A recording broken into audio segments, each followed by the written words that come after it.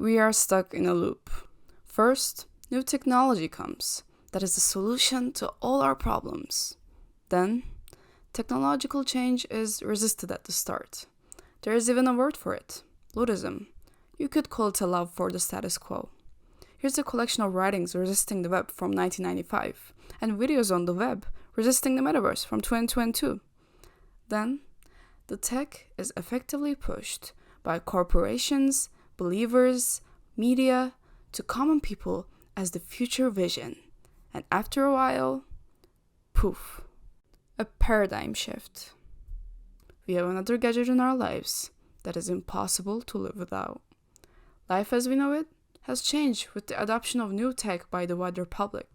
Now, we can't even imagine a life where doom scrolling didn't exist. It becomes the cozy status quo, right back where we started. It's a loop, you see, and we're in one again. The metaverse is coming. There are those who believe in it and those who don't. I believe it is almost inevitable because of the loop, but on to the point. Could you imagine a life without a car? If you're American, I think not. Let's unpack how cars became this way in an older cycle of the loop. The timing was disgustingly perfect for cars to be adopted as a vision for the future of cities. In the 1800s, urban slums were growing in size in every city. With the Industrial Revolution causing cities filled with factory smoke and waves of immigration, cities were in uninhabitable conditions. These problems were especially seen in New York. Cities were becoming a problem, and planners needed to fix it. Many academic planners proposed plans to fix American cities, but the main idea was that to fix the city problem, we needed to abandon the city. Deconcentration was the name of the game, because the American City Planning Institute found that urban problems were linked to urban density. Let's do a speedrun of some honorable mentions of proposed plans. Garden City, deconcentrated city, separated into functions, urban depopulation as the goal. Broadacre City, big highways, low population, small in scale. Radiant City, big skyscrapers, out of human scale, again, deconcentrated. It seems like planners thought that happiness lay in deconcentration. These plans benefited many parties, like property developers who found developing on open land easier than adapting to an existing urban fabric. Another party that was benefiting was car manufacturers, because how do you deconcentrate the city? With cars. It was seen as such that all our problems could go away with a car. In 1922, Henry Ford said, "The modern city is probably the most unlovely and artificial sight this planet affords. The ultimate solution is to abandon it. We shall solve the city problem by leaving the city." It sounds almost like a joke. And how do you leave the city exactly? With Ford's top-of-the-line Model T, the new tech to start the loop. It was a natural approach to want to get away from the city in face of the horrors of it. And the car made the separation plans possible. Henry Ford was streamlining the production of what would be the sellable version of freedom. It was a revolutionary time.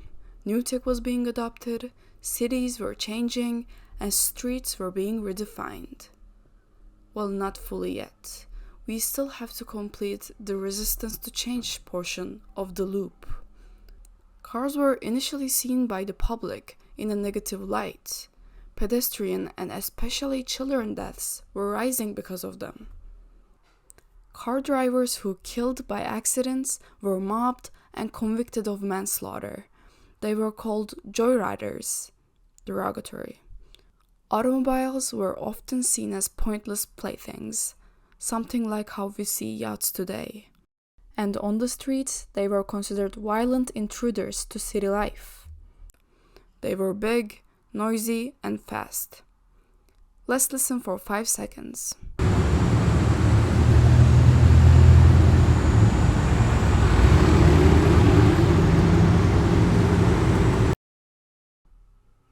The people who wanted this version of the future and wanted to sell it needed to fight an uphill battle.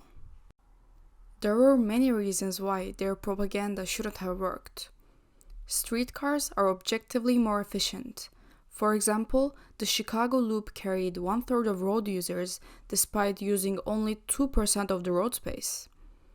Pedestrian deaths were continuing to rise. And car riders had a negative first impression on the public. To fight the odds, what automakers, dealers, enthusiasts, and lobbyists needed to make the public adapt their vision of the future was a full-on mental revolution. Like they had to change how people perceived city streets and base it all on the American ideal of freedom. Another car guy had this to say: "The automobile supplies a feeling of escape from the suppression of the individual. That is why the American public has seized upon motor travel so rapidly and with such intensity." The fact that freedom is a value that is as American as hot dogs made using freedom as a selling point highly effective. But is this really freedom? Or is this? To induce a paradigm shift in the perception of city streets, lobbyists hired engineers that supported car-centric development. In 1920, the National Transportation Safety Conference passed a model of safety regulations, forcing pedestrians to crosswalks and streetcar boarding areas. They had to convince pedestrians that cars had the right of way, and they had to be contained to sidewalks and crosswalks. The cars owned the street, not the people. Charles Hayes, the president of the Chicago Motor Club, said that the solution was to persuade people that streets are made for vehicles to run upon. Sometimes the strategies to persuade were just silly word fights, like the naming of jaywalkers as a response to joyriders. It was a deliberate comeback against the negative views upon auto owners. But a jaywalker is someone who crosses the street carelessly without obeying the traffic regulations so that he is endangered by the traffic. And you know what a jay is?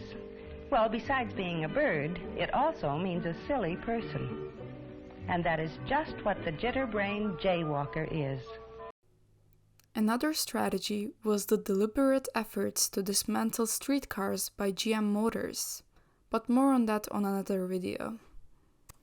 But in the end, the most successful part of this mental revolution came from selling that sweet, sweet notion of a better future with none of our daily problems. And here comes New York World Fair, 1939, the Futurama exhibition, sponsored by GM Motors and Shell Oil. It was the most persuasive piece of propaganda in the history of city planning.